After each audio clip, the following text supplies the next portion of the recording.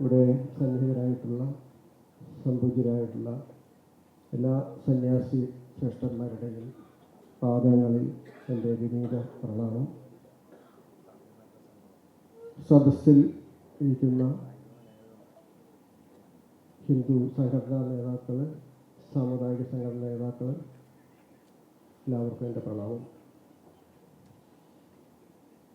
മാർഗദർശകമണ്ഡലത്തിൻ്റെ നേതൃത്വത്തിൽ കേരളത്തനിമയിലേക്ക് എന്ന മുദ്രാവാചകത്തോടുകൂടി ആരംഭിച്ച കാസർഗോഡ് നിന്നും 7-ാം തീയതി ആരംഭിച്ച യാത്ര ഇന്ന് എറണാകുളത്ത്, വ്യവസായ നഗരം എന്നറിയപ്പെടുന്ന എറണാകുളത്ത് 8-ാം ദിവസം എത്തിയിരിക്കുകയാണ്.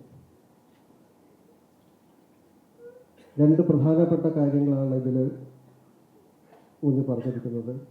ഒന്ന്, കുടുംബ ബന്ധങ്ങളുടെ തകർച്ചയും മറ്റൊന്ന് യുവതലമുറ വഴി മാറിപ്പോകുന്ന കാര്യങ്ങൾ.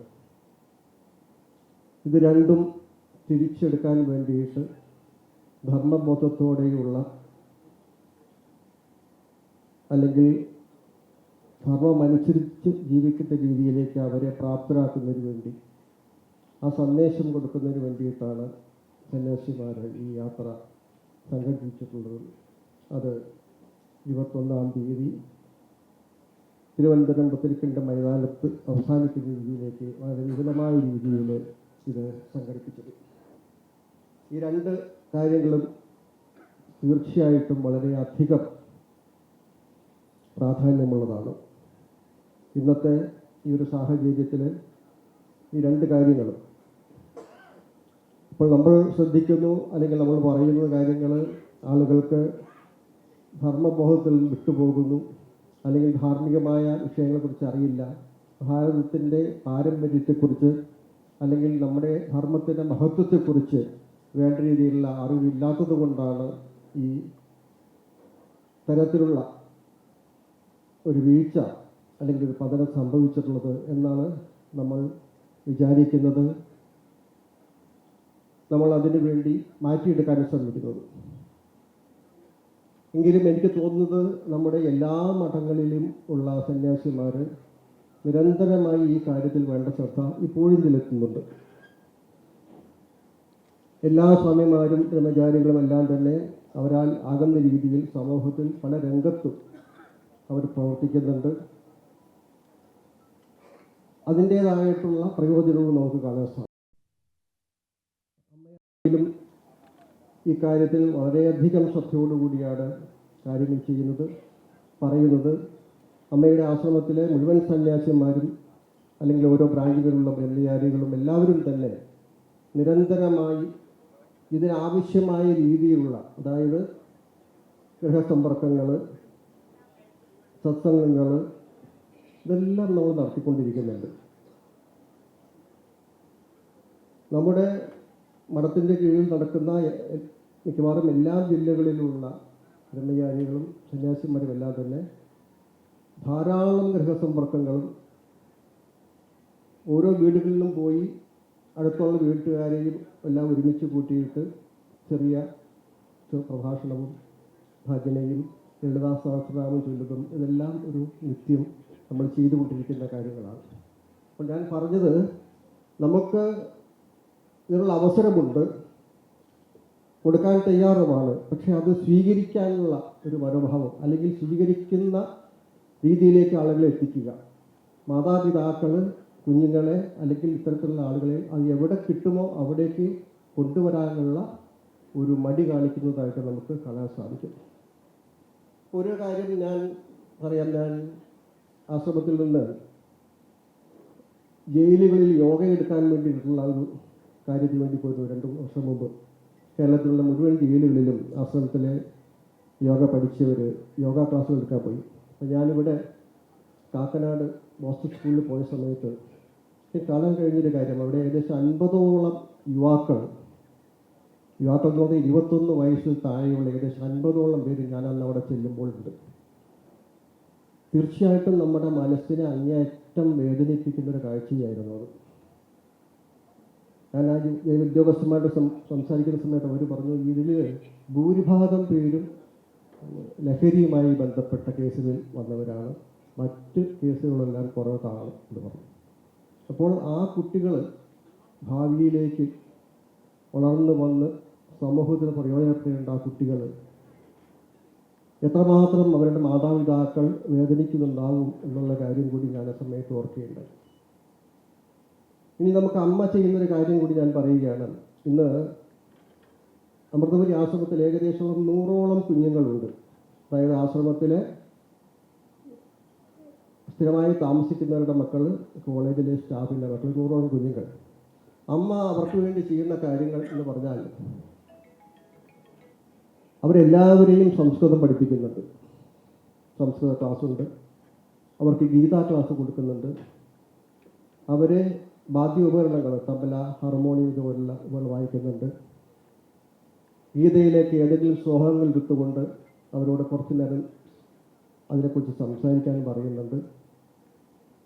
ഇങ്ങനെയുള്ള കാര്യങ്ങളെല്ലാം ഒരുമിച്ചുകൊണ്ട് ആ കുട്ടികളെയും ഭാവിയിലേക്ക് വേണ്ടി വളർത്തിയെടുക്കുന്നൊരു കാര്യം അമ്മ ചെയ്യുന്നതായിട്ട് കാണാൻ സാധിക്കും. ഞാൻ പറഞ്ഞു വരുന്നതിൻ്റെ ചുരുക്കം ഇതാണ്. ഇതെല്ലാം നമ്മൾ ചെയ്തുകൊണ്ടിരിക്കുന്നുണ്ട്, പലതരത്തിൽ പല സ്ഥലത്ത് പല മഠങ്ങളും ചെയ്തുകൊണ്ടിരിക്കുന്നുണ്ട്. അവിടേക്ക് എത്താനുള്ള അല്ലെങ്കിൽ അവിടേക്ക് എത്തിക്കാനുള്ള സംവിധാനം മാതാപിതാക്കളോ അല്ലെങ്കിൽ മറ്റുള്ള ആളുകളോ അല്ലെങ്കിൽ സമുദായത്തിൻ്റെ ഭാഗത്തുനിന്നോ സമുദായ സംഘടനയുടെ ഭാഗത്തുനിന്നോ ഉണ്ടാകേണ്ടതാണ് ഏറ്റവും പ്രധാനപ്പെട്ട ഒരു ആവശ്യം എന്ന് മാത്രം സൂചിപ്പിച്ചുകൊണ്ട് ഞാൻ എൻ്റെ ഈ ചടങ്ങിലേക്ക് കിടക്കുകയാണ്. ഈ യാത്രയുടെ ഇന്ന് ഇപ്പോൾ നമ്മളിവിടെ നടക്കുന്ന നേതൃസമ്മേളനം ആണല്ലോ. വേദിയിൽ ഇരിക്കുന്നത് വളരെയധികം മുതിർന്ന സന്യാസിവര്യന്മാരാണ്. അങ്ങേയറ്റം ആദരവോടുകൂടിയും പ്രണാമത്തോടുകൂടിയും ഞാൻ അവരെ സ്വാഗതം ചെയ്യുകയാണ്. ആദ്യമായി വാഴൂർ തീർത്ഥപാദ ആശ്രമത്തിലെ സംബുദ്ധ സ്വാമി പ്രജ്ഞാനാനന്ദ തീർത്ഥ സ്വാമികളെ ഈ പരിപാടിയിലേക്ക് അങ്ങേയറ്റം വിനയത്തോടും പ്രണാമത്തോടും കൂടി ഞാൻ സ്വാഗതം ചെയ്യുന്നു. അടുത്തത് മാർഗദർശന മണ്ഡലത്തിൻ്റെ അധ്യക്ഷനായിട്ടുള്ള സംബുദ്ധ സ്വാമിജി ചിദാനന്ദപുരി സ്വാമിയാണ്. ഇവിടെ ഇരിക്കുന്ന ആർക്കും തന്നെ സ്വാമിജിയെ പരിചയപ്പെടുത്തുന്നില്ല. സ്വാമിജിയെയും ഞാൻ ഈ നേതൃയോഗത്തിലേക്ക് ആദരപൂർവ്വം സ്വാഗതം ചെയ്യുന്നു. മറ്റൊന്ന് ഇതിൻ്റെ സംഘാടകരിൽ പ്രമുഖനായിട്ടുള്ള സ്വാമി അയ്യപ്പദാസ്ജിയാണ്. സ്വാമിജിയെയും ഞാൻ ഈ യോഗത്തിലേക്ക് സ്വാഗതം ചെയ്യുന്നു. മാർഗദർശന മണ്ഡലത്തിൻ്റെ സെക്രട്ടറി ആയിട്ടുള്ള ഈ പരിപാടിയുടെ ഈ യാത്രയുടെ പ്രധാന സംഘാടകരായിട്ടുള്ള സസ്വരൂപാനന്ദ സ്വാമിജിയെയും ഞാൻ ഈ യോഗത്തിലേക്ക് ആദരവോടുകൂടി സ്വാഗതം ചെയ്യുന്നു. മറ്റൊന്ന് ശാരദാനന്ദ സരസ്വതി സ്വാമികൾ, ചിന്മയാനുഷ്ഠനിലെ ശാരദാനന്ദ സ്വാമിയെ വെളിയനാട് മഠത്തിലെ സ്വാമിജിയെയും ഞാൻ ഈ വേദിയിലേക്ക് സ്വാഗതം ചെയ്യുന്നു. എൻ്റെ സഹോദരൻ കൂടിയായിട്ടുള്ള മഠത്തിലെ വേദാപ്രധാനന്ദപുരി സ്വാമിജിയെയും ഞാൻ ഇതിലേക്ക് സ്വാഗതം ചെയ്യുന്നു. സംഭവം ഫൗണ്ടേഷനിലെ ആചാര്യൻ അധ്യാത്മാനന്ദ സ്വാമിജിയെയും ഞാൻ ഈ വേദിയിലേക്ക് സ്വാഗതം ചെയ്യുന്നു. സ്വാമിനി വിഷ്ണുപ്രിയാനന്ദ സരസ്വതി മാതാജിയെയും ഞാൻ ഈ പരിപാടിയിലേക്ക് സ്വാഗതം ചെയ്യുന്നു. ശിവഗിരി മഠത്തിലെ സ്വാമി ശിവസ്വരൂപാനന്ദ സ്വാമിജിയെയും ഞാൻ ഈ വേദിയിലേക്ക് അങ്ങേയറ്റം അതോടുകൂടി സ്വാഗതം ചെയ്യുന്നു. പാലക്കാട് ശിവസ്വരൂപ കൃഷ്ണാത്മാനന്ദ സരസ്വതി സ്വാമിജിയെയും ഞാൻ ഈ വേദിയിലേക്ക് സ്വാഗതം ചെയ്യുന്നു. മഹാമണ്ഡലേശ്വർ ശ്രീ പ്രഭാകരാനന്ദ സരസ്വതി സ്വാമിജിയെയും ഞാൻ ഈ വേദിയിലേക്ക് സ്വാഗതം ചെയ്യുന്നു. ഈ പരിപാടിയുടെ അധ്യക്ഷനായിട്ട് നമുക്ക് ഇവിടെയുള്ളത് ശ്രീ പി എസ് ശശിധരനാണ്. അദ്ദേഹം സമുദായ നേതാവും അതേസമയം ഒരു വ്യവസായ പ്രമുഖനും കൂടിയാണ്. അദ്ദേഹത്തെയും സാദരം ഈ പരിപാടിയിലേക്ക് ഞാൻ സ്വാഗതം ചെയ്യുന്നു. എൻ്റെ മുന്നിലിരിക്കുന്ന ധാരാളം സന്യാസിമാരുമുണ്ട്. അവരെ എനിക്ക് പേരെടുത്ത് പറയാൻ സാധിക്കാത്തതുകൊണ്ട് അങ്ങേയറ്റം ആദരവോടുകൂടി പ്രണാമങ്ങളോടുകൂടിയും അവരെയും ഈ രീതിയിലേക്ക് സ്വാഗതം ചെയ്യുന്നു. ഇവിടെ എത്തിയിട്ടുള്ള സമുദായ സംഘടനാ നേതാക്കളുണ്ട്, ഹൈന്ദവ സംഘടനാ നേതാക്കളുണ്ട്.